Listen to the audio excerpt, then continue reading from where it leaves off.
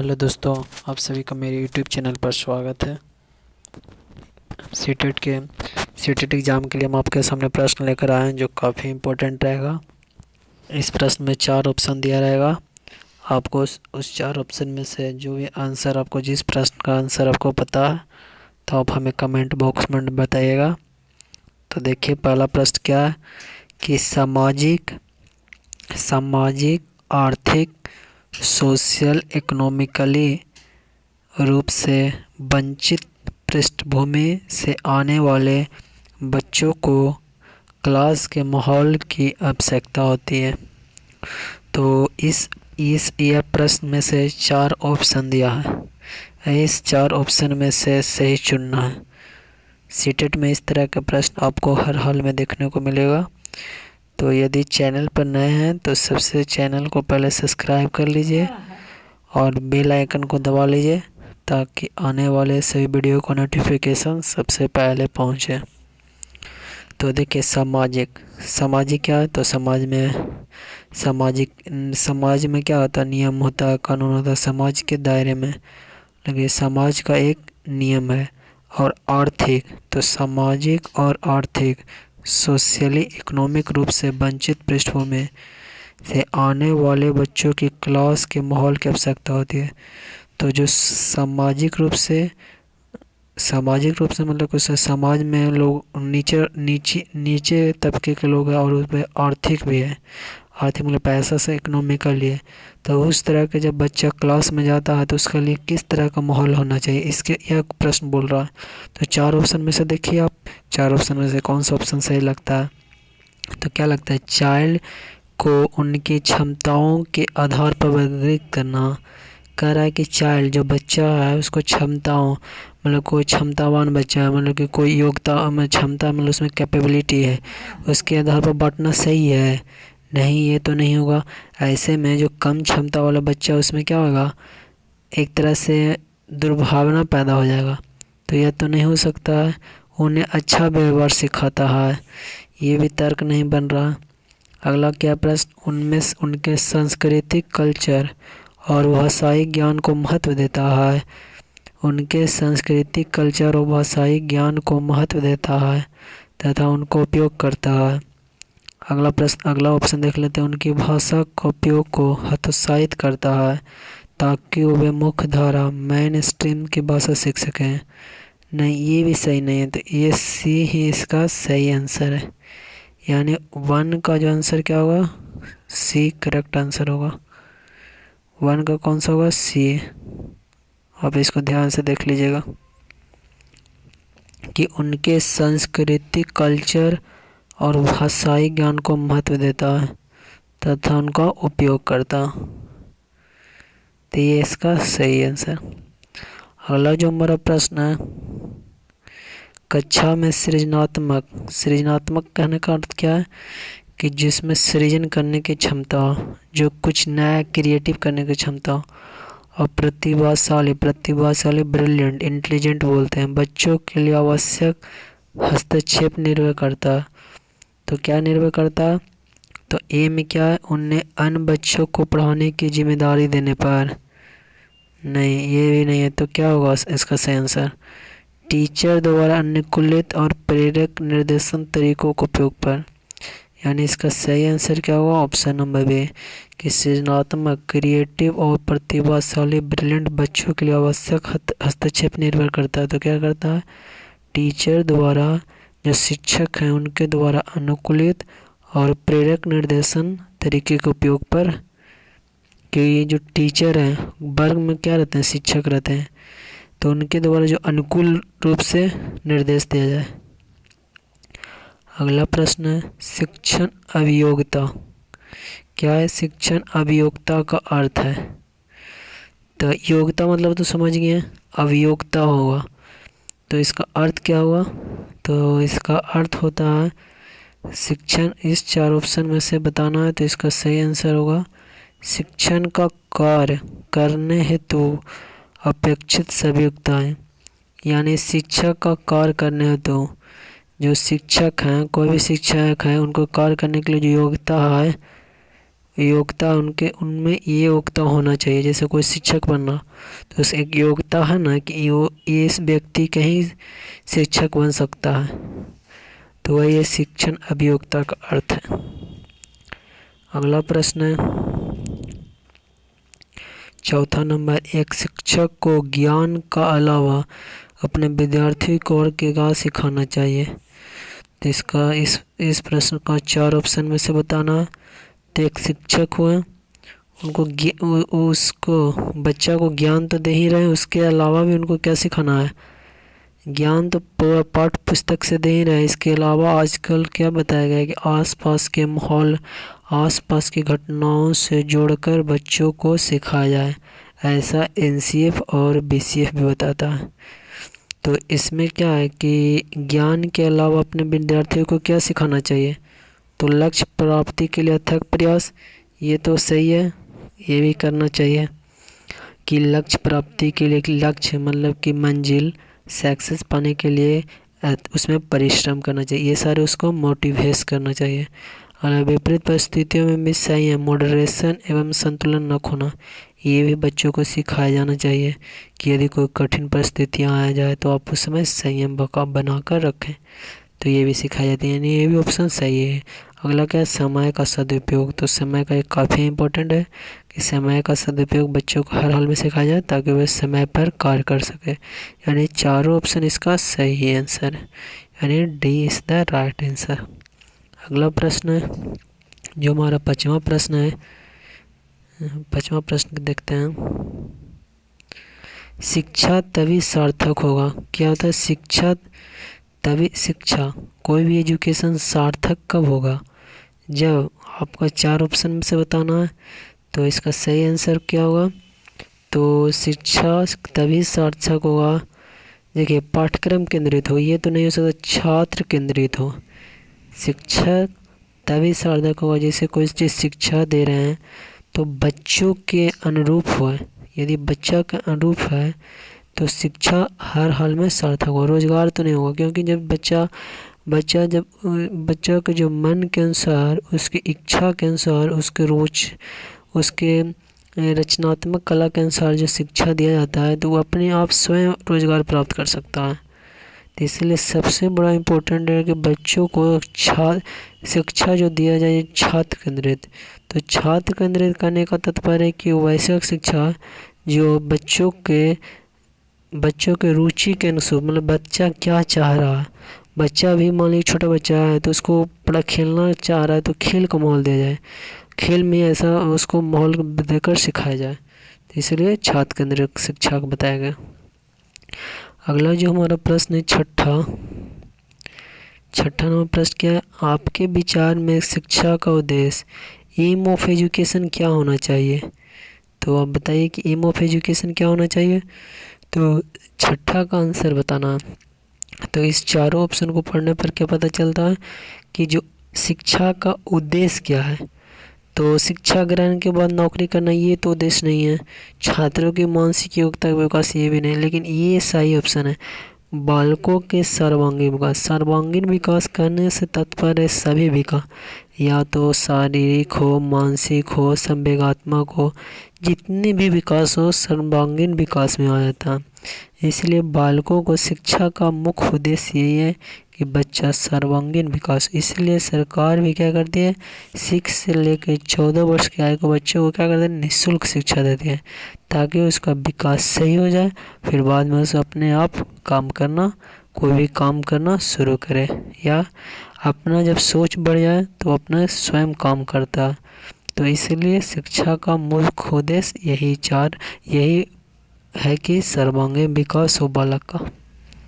अगला जो प्रश्न है हमारा, पाठ्यक्रम निर्माण, कैरिकुलम कंस्ट्रक्शन में किस बात को मुख्य रूप से ध्यान में रखना चाहिए।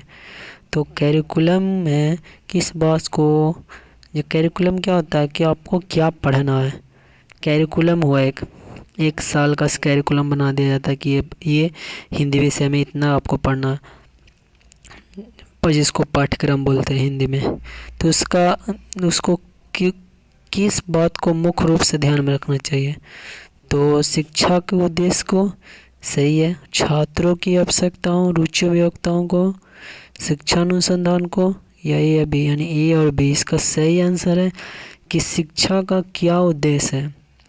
शिक्षा का उद्देश्य क्या है? अभी ऊपर देखें कि बालकों के सर्वांगीण विकास हो, तो कैरिकुलम में वैसा ही रखा जाए जैसे कि बालक में सर्वांगीण विकास हो। बालक क्या करे?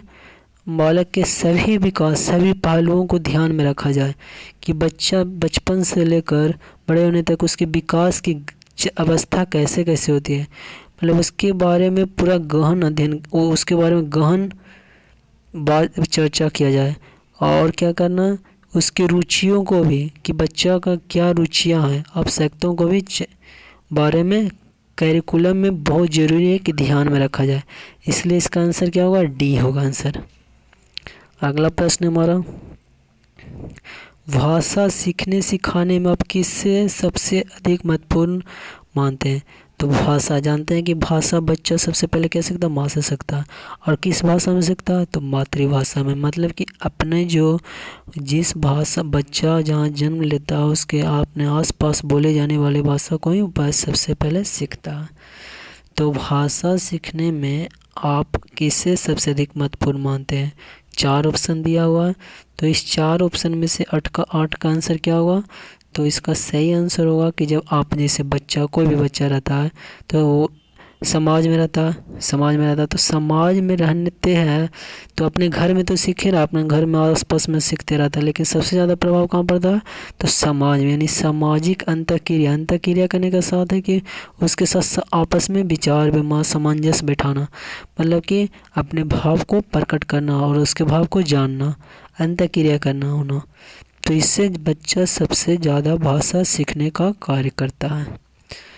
अगला जो हमारा प्रश्न है, खाली स्थान भाषा का अति महत्वपूर्ण कार्य है। तो किस भाषा का अति महत्वपूर्ण कार्य है? तो भाषा के बारे में जानते होंगे इस 4 ऑप्शन में से कि संप्रेषण है भाषा का। संप्रेषण करने का मतलब है कि अपनी भावनाओं को सामने प्रकट करना। इससे भाषा क्या होता है? महत्वपूर्ण कार्य करता है, मतलब ये महत्वपूर्ण कार्य है। जैसे भाषा क्या होता है? अपनी भावनाओं को, विचारों को प्रकट करना ही भाषा कहलाता है। जैसे मान लीजिए आप समझिए कि भाषा यदि नहीं होता तो आपको कुछ होता तो अपने विचार को कैसे सामने वाला को बताएं? एक जो बोल नहीं पाता उसको क्या करता है? एक मतलब कि क्या, एक अपना क्या करता है? एक प्रतीक के द्वारा समझाने का प्रयास करता है, लेकिन कितना कठिन कार्य हो जाता है। इसलिए भाषा बहुत बड़ा जरूरी है अपने संप्रेषण को व्यक्त करने के लिए।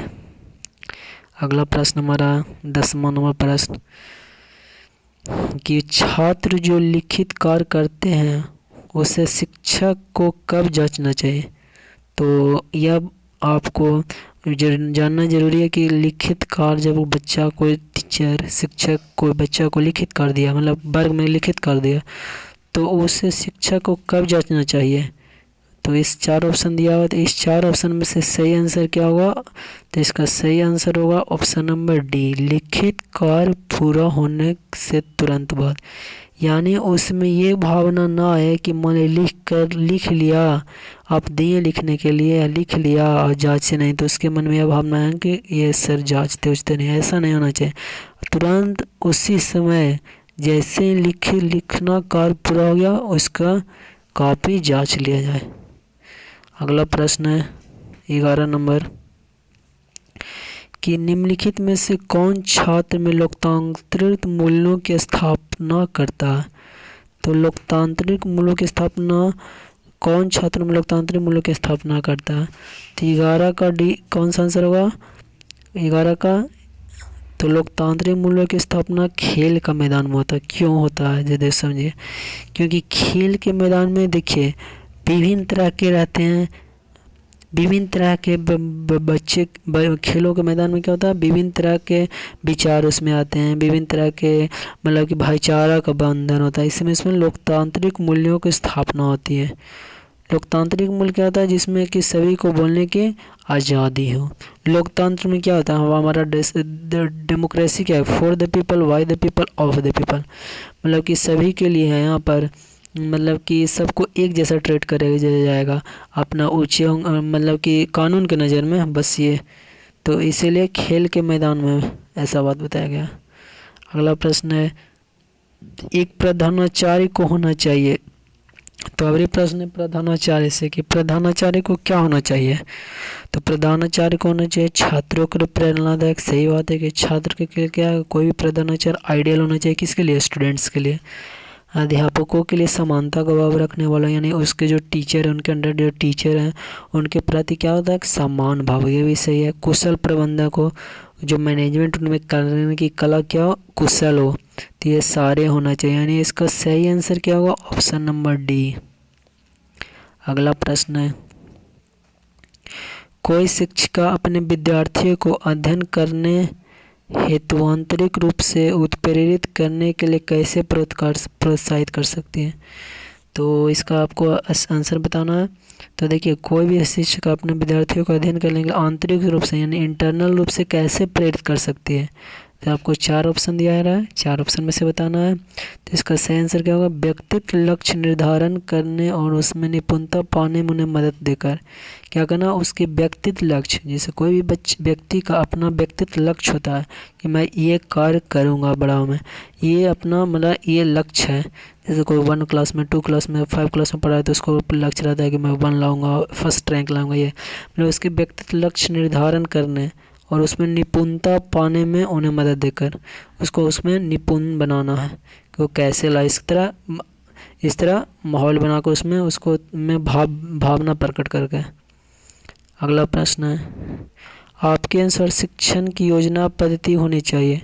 तो शिक्षण की योजना पद्धति कैसा होना चाहिए।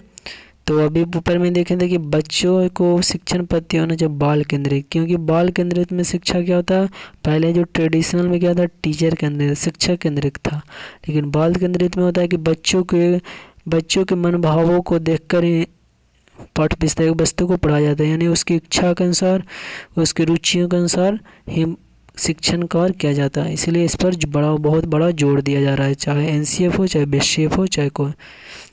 अगला प्रश्न है, शिक्षा शक्ति एवं सत्ता का स्रोत है। तो शिक्षा शक्ति एवं सत्ता का क्या स्रोत है।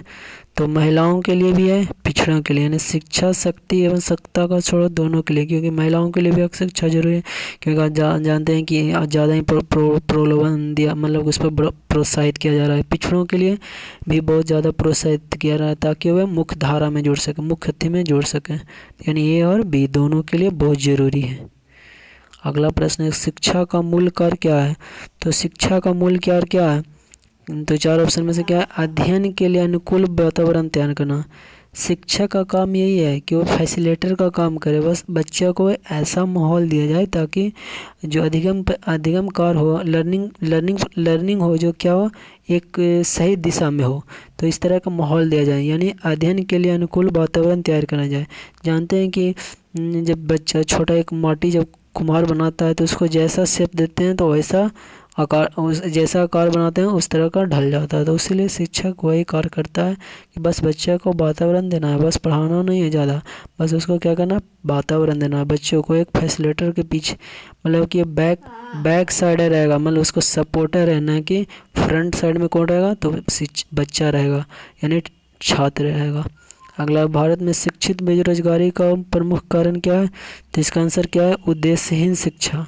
क्या है उसका आंसर, उद्देश्यहीन शिक्षा, जिसका कोई उद्देश्य नहीं, यानी पर्पस नहीं। जैसे हम यहाँ से कहूँ जा रहे हैं, मतलब कोई उद्देश्य नहीं है तो बस जाते हैं। कोई भी व्यक्ति कहूँ जाता है, सामान जैसे घर से निकला बाजार तो एक उद्देश्य से जाता होगा कि हमको सब्जी लेना है, कुछ भी लेना है। उद्देश्यहीन यदि नहीं रहता है तो बस बाजार जाएंगे, कोई कहूँ भी जा सकता। अगला, किस प्रकार का कक्षा नेतृत्व सबसे उत्तम माना जाता है। तो किस प्रकार का, तो लोकतांत्रिक कक्षा। क्यों, क्योंकि इसमें प्रत्येक व्यक्ति, प्रत्येक बच्चा, प्रत्येक की जैसे लोकतांत्रिक में जन भागीदारी होती है ना, लोकतांत्रिक में, डेमोक्रेसी में क्या होता है, लोकतांत्रिक प्रजातंत्र बोलते हैं, जिसमें क्या प्रजाओं का शासन होता है, मतलब प्रत्येक लोग का प्रतिनिधि, प्रत्येक लोगों का शासन होता है। उसी तरह कक्षा में भी लोकतांत्रिक वातावरण में प्रत्येक बच्चे का विकास सही ढंग से होता है, मतलब उसको उत्तम माना जाता है। अगला जो प्रश्न है, निम्नलिखित शिक्षण विधियों में से कौन सा विधि वास्तविक अनुभवों को प्रदान करने के दृष्टिकोण से उत्तम है। तो कौन सा विधि, तो भ्रमण विधि जानते हैं कि भ्रमण विधि में क्या होता है कि शिक्षण में कौन सी विधि वास्तविक अनुभवों को प्रदान करने का दृष्टिकोण है। तो बस भ्रमण विधि में वास्तविक अनुभव जैसे भ्रमण किया जाता है कि इसलिए भ्रमण किया जाता है, सरकार की तरफ से बच्चों को क्या करा भ्रमण किया जाता है, ताकि वह जो पढ़ाई किया उसको क्या करें मूर्त रूप में देखे, मतलब उसमें क्या हुआ अनुभव प्राप्त हुआ कि सही में कि ऐसे ऐसे होता है। जैसे पढ़ लिया कोई पटना में गोलघर के बारे में पढ़ लिया किताब में, अब वहाँ पर जाकर जाएगा देखेगा तो उसके बारे में ज़्यादा जानकारी प्राप्त होगा, उसको ज़्यादा उसके दिमाग में गहन बात ज़्यादा देर तक बैठ जाएगा, उसको बारीकी तरीक़े से उसको समझ पाएगा, इसलिए ज़रूरी है। अगला प्रश्न है, किसी प्रारंभिक कक्षा में प्रभावशाली शिक्षा का उद्देश्य विद्यार्थियों को प्रेरित करना होगा। तो इसका सही आंसर क्या होगा, किसी प्रारंभिक कक्षा में कोई भी प्रारंभिक कक्षा में प्रभावशाली शिक्षा का उद्देश्य विद्यार्थियों को प्रेरित करना होगा। किस लिए, तो सीखने के लिए, जिससे वे जिज्ञासु बन सके और सीखने के लिए सिखाना पसंद करें। कि इसलिए कोई भी टीचर प्रभावशाली से उसको उद्देश्य मतलब कि कक्षा में प्रभावशाली शिक्षा का उद्देश्य विद्यार्थियों को उत्प्रेरित करना होगा।